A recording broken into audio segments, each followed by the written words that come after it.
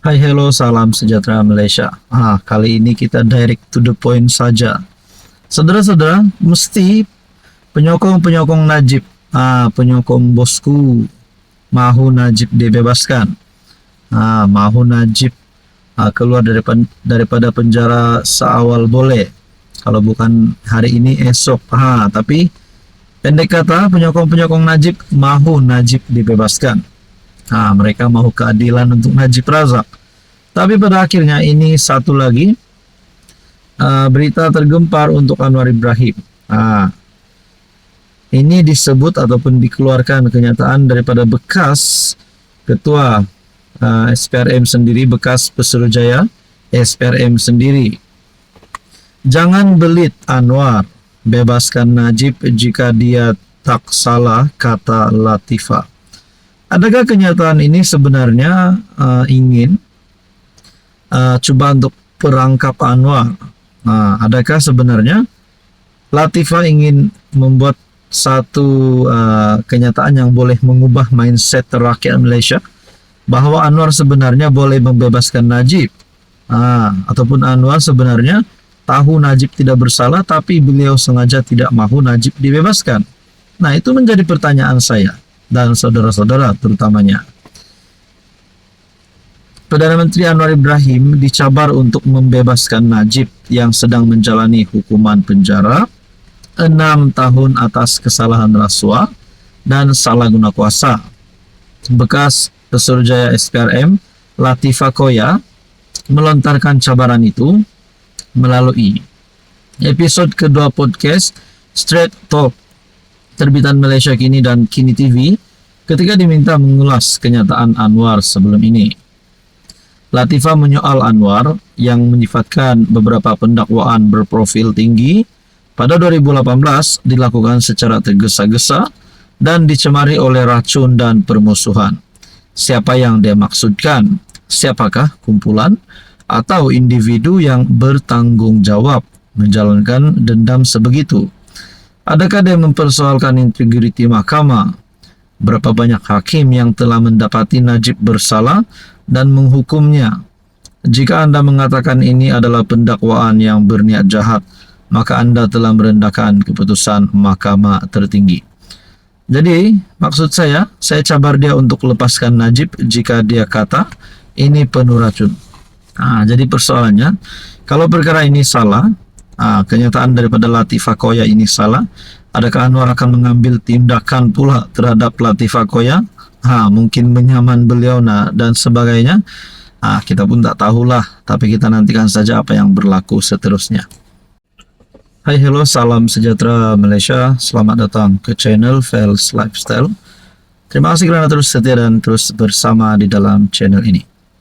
Setelah seluruh Malaysia dan seluruh penyokong UMNO khususnya yang diberikan kejutan berkaitan dengan satu berita yang menyebut 4 bekas pegawai PM9 yaitu Ismail Sabri yang ditahan, yang melibatkan penemuan RM100 juta, yang juga melibatkan serbuan dilakukan, dan ini telah menjadi satu cerita panas di kalangan rakyat Malaysia.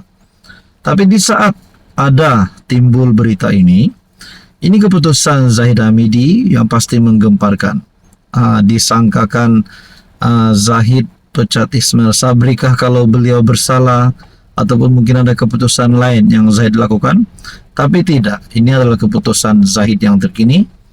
Zahid Hamidi yakin SPRM jalankan siasatan adil kes 4 pegawai bekas Perdana Menteri 9.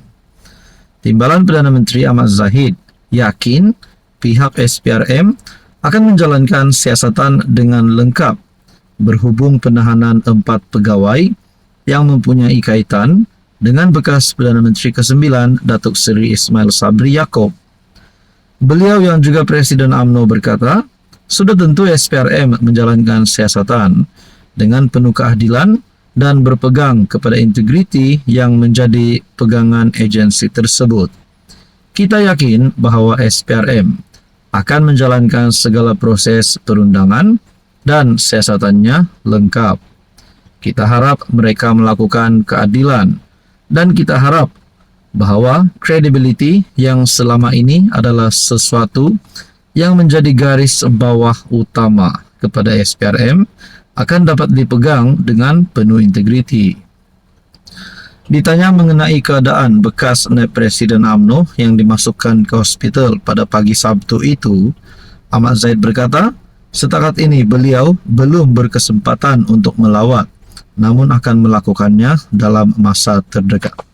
Saudara-saudara, berkaitan dengan isu ini, apa komen Anda? Hai, hello, salam sejahtera Malaysia. Selamat datang ke channel Fels Lifestyle. Saudara-saudara yang saya hormati, kita direct to the point saja. Mungkin kita sudah mendengar berkaitan dengan skandal rasuah di Sabah. Mungkin kita sudah mendengar beberapa adun yang disebut. Dan ada antara nama pemimpin tertinggi di dalam kerajaan negeri Sabah, termasuk Ketua Menteri Sabah, yang disebut di dalam skandal ini. Jadi semakin panjanglah episode skandal rasuah di Sabah ini. Ini suatu keputusan warisan. Haji G cakap tak serupa bikin. Menurut kenyataan warisan ini, Haji G cakap tak serupa bikin.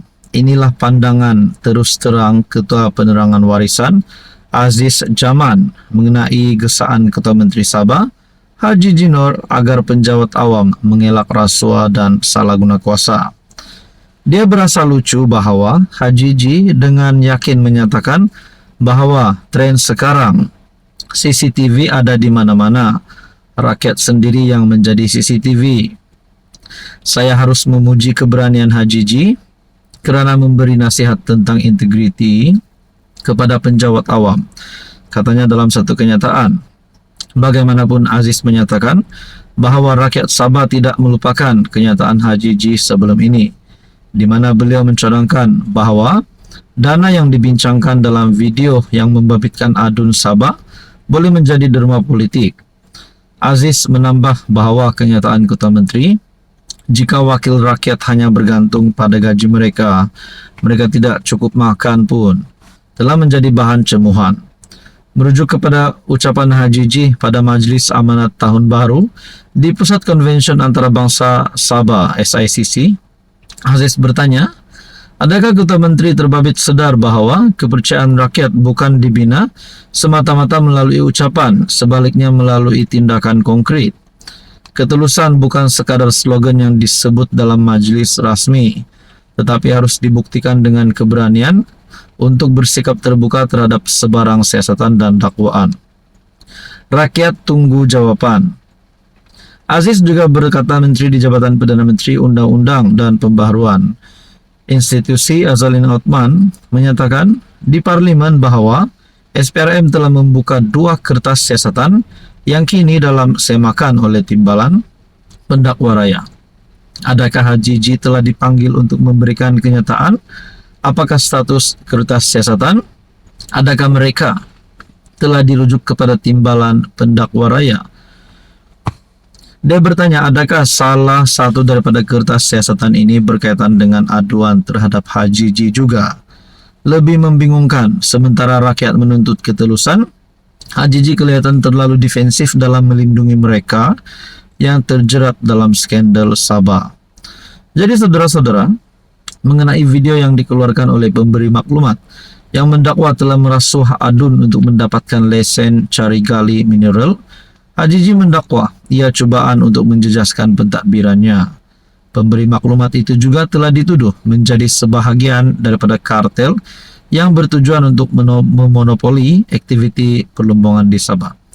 Jadi persoalan dan pertanyaan saya adalah, kalau benar Haji G cakap tak serupa bikin, beliau bukanlah Ketua Menteri yang menjadi pilihan rakyat Sabah. Saya percaya rakyat Sabah keseluruhannya mahu Ketua Menteri yang cakap serupa bikin, bukan tak serupa bikin. Tapi kita nantikan saja. Andai katalah PRN pada tahun ini, kalau Haji G dapat ditumbangkan, beberapa komen yang saya lihat melalui channel saya ini berkata mereka memilih warisan untuk sekali lagi jadi kerajaan negeri, memilih Syafiq Abdal untuk menjadi Ketua Menteri. Jadi saudara-saudara, Anda rasa siapa yang akan menang pada PRN Sabah tahun ini? Dan mungkinkah ada gabungan baharu, mungkin daripada UMNO Sabah dan Warisan?